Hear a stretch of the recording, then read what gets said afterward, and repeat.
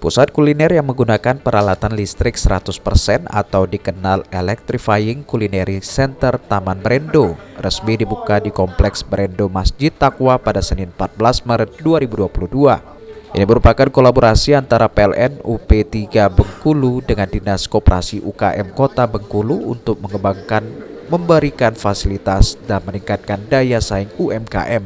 Wakil Wali Kota Bengkulu Dedi Wahyudi mengatakan, lokasi Brendo adalah pusat kegiatan masyarakat yang menyatu dengan wisata religi Masjid Taqwa, dan PLN telah ambil bagian dalam pembangunan Kota Bengkulu melalui penyediaan sarana perjualan yang lebih rapi, tertata dan modern.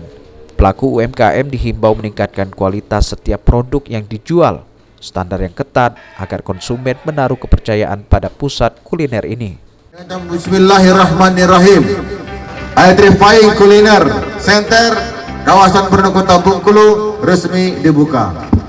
Mudah-mudahan kami doakan PLN semakin maju, semakin dekat di hati masyarakat, dan juga teruslah berbuat untuk bangsa dan negara ini. Terima kasih. UMKM sangat berterima kasih sekali karena disediakan tempat buat kami untuk berjualan, dan tentunya cukup menarik. Terus ini benar-benar suatu yang istimewa buat kami UMKM karena belum pernah ada yang seperti ini, yang difasilitasi alat juga, terus fasilitas tempatnya juga keren, segalanya juga menarik. Kami ucapkan terima kasih kepada pihak PLN untuk sudah berpartisipasi membantu meringankan beban kami sebagai UMKM. Sementara itu, manajer PLN UP3 Bengkulu Hendra Irawan mengatakan, program tanggung jawab sosial lingkungan sebesar 380 juta yang telah digelontorkan ini dapat mendukung program peningkatan ekonomi berkelanjutan di Kota Bengkulu. Kepala Dinas Koperasi dan UMKM Kota Bengkulu Nurlia Dewi mengatakan, sarana kuliner ini adalah satu-satunya kawasan kuliner dengan operasional elektrikal. Kedepan akan menjadi lokasi kuliner percontohan bagi pelaku usaha lainnya. Kita sajikan dan kita tampilkan dalam suatu wadah, yaitu wadahnya adalah ECC Electronic Culinary Center pada hari ini.